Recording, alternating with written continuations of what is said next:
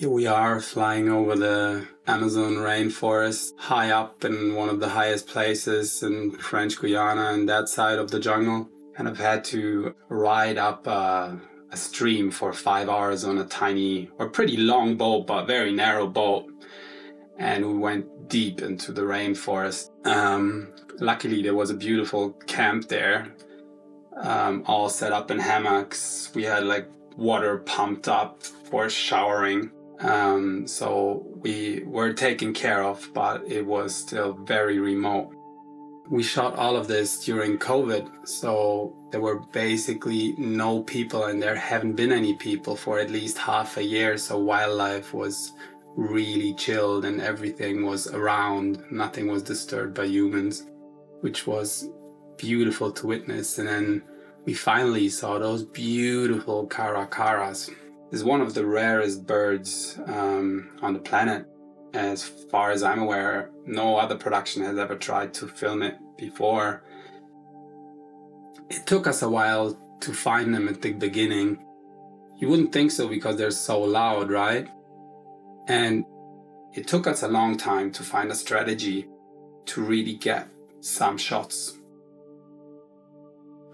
I think in about like 5 weeks, we had like maybe 2.5 feeding events of them, trying to get wasps or trying to predate on wasp nests. So it took quite a while. And like you all know, wasps are fairly aggressive creatures. Like when I walk through a rainforest, like the one thing that I'm most scared of is actually running into a wasp nest, because I don't know if you've ever been chased through a jungle by wasps, but they sting you everywhere and they sting you multiple times, so it really hurts. In order to protect ourselves, in this case we were actually wearing beekeeper suits to make sure that we don't get stung constantly. And we had to look for the nests at night because wasps tend to be less aggressive at night. The main way we found the Caracaras was by sound. They vocalize so much. They really think they are the kings of the forest, and they are so brave and so smart animals. They are really scared of nothing.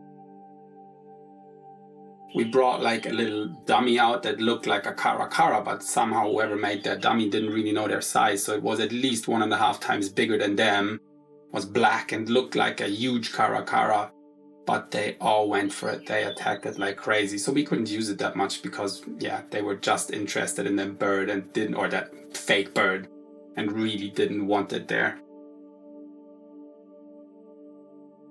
The rainforest was really, really dark.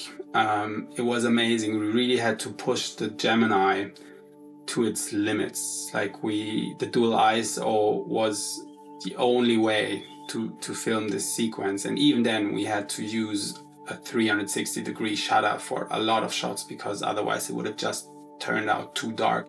As you see, they have black plumage. So getting some detail in there wasn't easy, and the red was very helpful in that.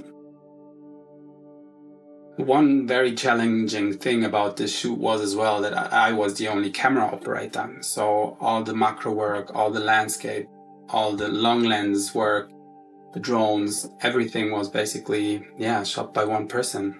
And it was very, very rainy. Like everything got so wet. We're so lucky that none of the lenses that we brought got moldy and that the camera kept working, and that none of us actually got hurt. We all came back alive.